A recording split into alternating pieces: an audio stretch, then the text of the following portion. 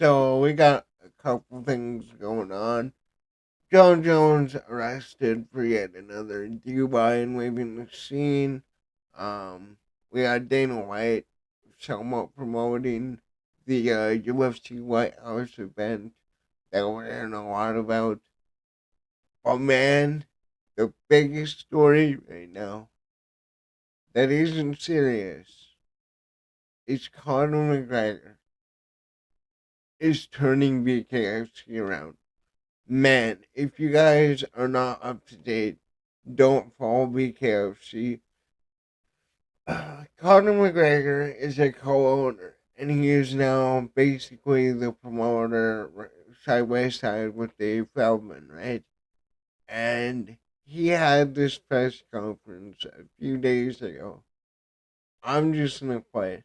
We know Conor is good on the mic, but this is Conor as a promoter. Conor is the Dana White in this situation. For anybody that's woke. Um, yeah, let's play this here. October 11th is your date, and you'll dance for me, boy. You'll dance for the owner, and then we can talk. But your date is October 11th in front of me for my viewing pleasure, and then I'll decide if you're worthy. May we rise above the night sky and rain down blows viciously on all our deniers. I welcomed you back. October. Dude, you cannot tell me Conor McGregor was meant to become the promoter of BKFC. Like, this is like, I don't even know what compare, like Gronk and Brady style. I can't even think of the word. Like, dude, with Conor McGregor, right? You have to, first of all, look at what he did. He created the era after the golden era. The era of GSP, Silva, Jones, Dominic Cruz, Shogun before Jones beat him, all those guys, right? And then Conor took what Chael did, what Tito tried to do, and elevated it to the point nobody else has been able to do. Ilya Taporia, maybe. We'll have to see. But, yeah. Dude. I have a connection I want to make, but I'm going to save it. If you can read my tabs, you already know what it is. Like, there's this one. Hollywood? Like, compare this to what we get when Dana White or John Anik or whoever comes out for the press conferences for, I don't know, the latest ones are way bad. UFC 316, even UFC 317. Compare that to this. It's a pleasure to be back here at the Hard Rock Hotel, where this Saturday night we have a flagship event with a wealth of fighting machines, topped by our heavyweight knockout sensation, Luis Celzambo Perdomo, as he circles world title fight honors. But that's not all. As much as we love the Hard Rock Hotel here, and as much as they love Bare Knuckle, we have assembled our very first inaugural World Champion Summit before you all. Well, as you can see beside me and in front of me, some of the baddest men and women to ever grace planet Earth. This is what we're about here at Bare Knuckle Fighting Championship, the alien of combat sport. And may we rise above the night sky and rain down blows viciously on all our deniers. And announce here today that Bare Knuckle FC has no love for the big glove. So let's get going, Bare Knuckle. people. Let's go, Florida, and let's announce some incredible matchups, some shock signings, and the most lucrative tournament in all of combat sport, where we crown in an open weight the baddest man on the planet. Let's go give it up. Come on. What's good? Damn, dude. Like, I need to watch that a few times. First of all, I've never been a big Conor fan. But man, this guy is so good on the mic. He is so good at promoting. And, I know people are going to comment down wall Nikita Hand. Bullshit case in my mind when you actually look at it. Or, what about the one at the NBA Finals and that? What about the Raw? What about this? What about that? He did those things, right? It's a part of his character. He just punched out Buddy in the nightclub there a few weeks ago. But, like, Bkfc allows him to compete against a lesser competition, but it gives an extra element for Conor. Because if Conor came back to the UFC, you have the Chandler fight that should have been done. Maybe he would fight Oliveira. Maybe you do the fourth Poirier fight. Like, there's not really much left for Conor in the UFC. But for BKFC, bare knuckle, it's a different skill, different flow. And we know that Conor McGregor is a talented striker. One of the best strikers in his prime. He's not in his prime anymore. But, like, seeing him cut that kind of promo, and now that, he's moving into the different role, co-owner, he actually gets to see the real numbers. He actually gets to see, what brings in what. Conor got to a position that I don't think any other fighter, like, some get desk jobs, some get this, some get that. Conor McGregor elevated the UFC to being able to be a home brand. Like a company that people who don't even watch the sport talk about. Now it's for stupid fucking media. Like, that. What was the article? It was, Joe Rogan. Yeah, is Joe Rogan happy with Trump right now? I don't know. I had a fool. I was completely wrong. It was a journalist commenting on Joe Rogan talking about what's going on with the border and that disapproving that, and then they were basically, it's too late. It's too late. I fucking hate people like that. But yeah. Anyways, I gotta stay on topic here. Um, but like, when you look at Conor in that role, with all of the outside stuff out of the cage, that was his character.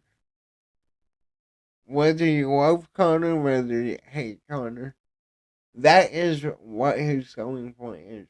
Yeah, he lost proper 12, but he made a shit ton of money selling it. And he is in the position where he needs to rebrand.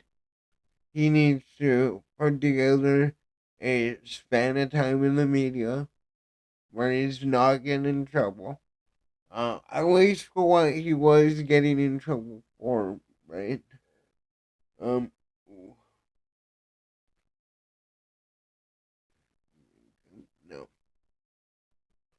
Like, I love it. I really, you know, I liked the idea of him becoming a co-owner of Bkfc at the time, but like, here we go.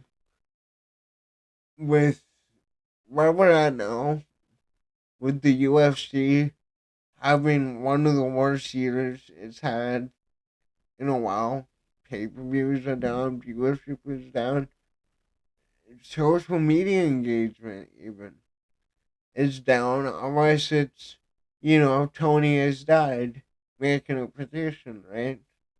Um, but I like this. I really do.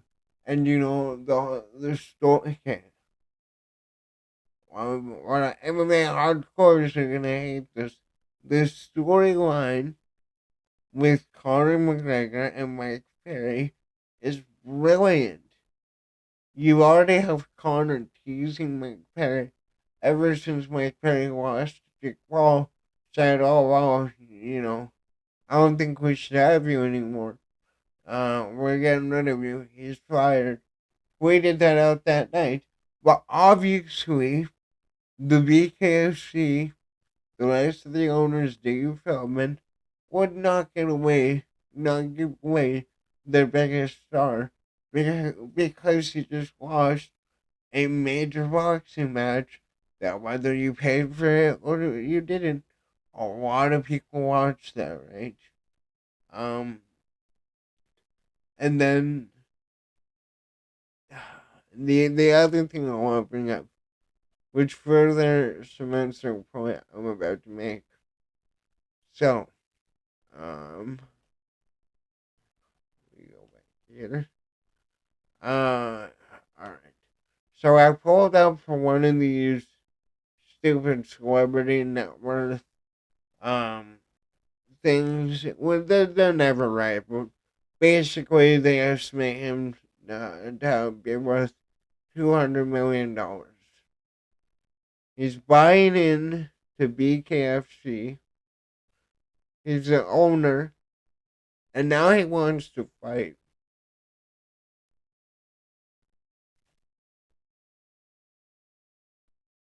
This is literally the DLC he did for Hitman. Like, basically, I sadly never got to play it because I I play a game called Warframe. I don't know if any of you have heard of it. Actually, it is getting popular, but I've been playing it for like a decade now, and I finally learned how to actually use mostly everything in the game. Um, but yeah, I only got into Hitman a few years ago, and I wanted to get this DLC, and then they pulled it, so I can't get it anymore, right? But yeah. Basically, the premise of this was you went to an island.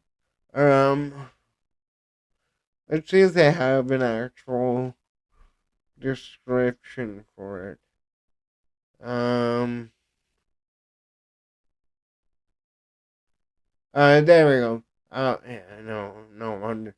So the details, it was, yeah, the Disruptor. This character, based on Conor McGregor, was introduced as an exclusive target. Uh, limited time, whatever. They took it away. Does it not have? Okay, well, I'll have to pull up from memory. But basically, how Hitman works is you have your mission is thrown into, and you have your target. And the fun thing about Hitman is that there's like dozens of ways to do every different stage of the assassination. And like one of the ways you could take out Conor McGregor's character is fighting him in the cage. And then Jesse made this point when all this happened and it broke that they got rid of it. Like, at a time when Conor McGregor gets like gets found liable for that. Again, even though I thought the entire trial was a bunch of bullshit, but wouldn't like a DLC designed to take out Conor McGregor be the biggest thing? Like, wouldn't people want to go and get that? Your business again. I do not get woke culture. I feel like look at okay. You got your family life, you got your business life. You gotta do what you gotta do to get attention. Attention is money, right? But like, wouldn't that be the perfect time to have that? And like, yeah, Conor McGregor, like I said earlier, Conor McGregor lost Profit 12, but he had a massive payout when he lost it. I don't know. But again, maybe it's because I view those cases as complete bullshit. But yeah, that's I got. Let me know, what do you think about Conor McGregor, the fight promoter now? Do you think him at Bkfc is the right move for him? Is the right move for him where he is in his career, or do you think they're still getting away to horrible things? It probably could well, but I like this, man. Let me know what you think though.